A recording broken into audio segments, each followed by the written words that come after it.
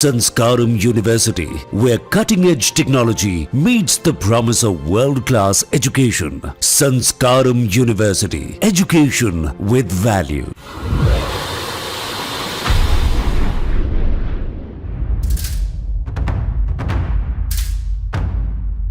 पहलगाम हमले के बाद भारत ने ऑपरेशन सिंदूर चलाकर कई बड़े आतंकियों को मार गिराया था। भारत की इस सर्जिकल स्ट्राइक में 9 आतंकी अड्डे निशाने पर थे, जिन पर सटीक निशाना लगा। इनमें मसूद अजहर का भाई भी मारा गया। मारे गए आतंकियों के जनाजे में पाकिस्तानी सेना के कई शीर्ष अधिकारी भी शामिल हुए, जिसे पाक नकारता रहा। हालांकि अब भारतीय सेना ने उन अधिकारियों की तस्वीर सहित नाम जारी किए हैं। ऑपरेशन सिंदूर के तहत भारतीय सशस्त्र बलों ने मुरीदके में लश्कर तैयबा के मरकज तैयबा, बहावलपुर में जैश ए मोहम्मद के मरकज सुभान अल्लाह और सियालकोट में हिजबुल मुजाहिदीन के महमूना जोया फैसिलिटी समेत 9 आतंकी ठिकानों को निशाना बनाया था।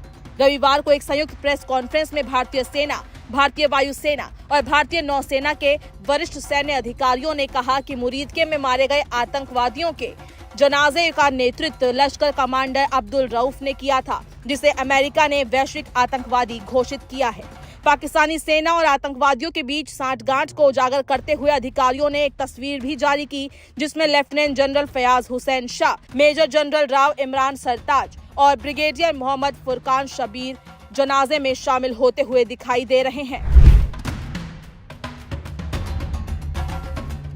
तस्वीर में एक वरिष्ठ पाकिस्तानी पुलिस अधिकारी उस्मान अनवर और एक राजनेता मलिक शोएब अहमद को नमाज अदा करते हुए देखा जा सकता है।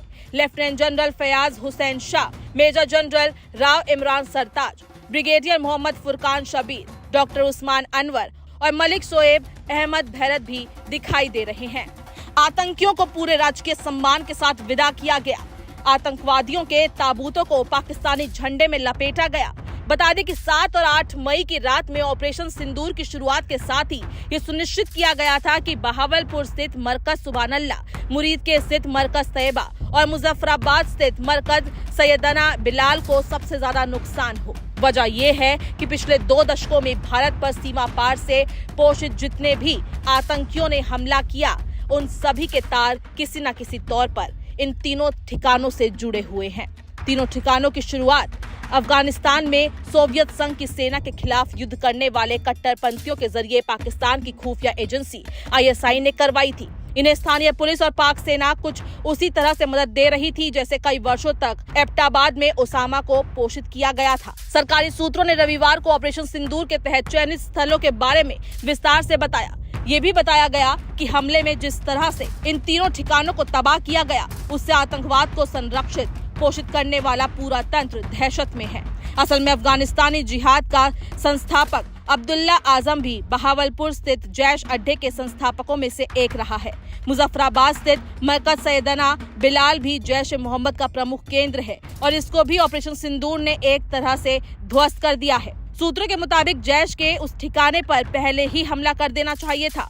भारत ने जैश के दोनों ठिकानों पर हमला करने के लिए सबसे घातक हथियारों का इस्तेमाल किया, और वो भी सोच समझकर संदेश देने के लिए।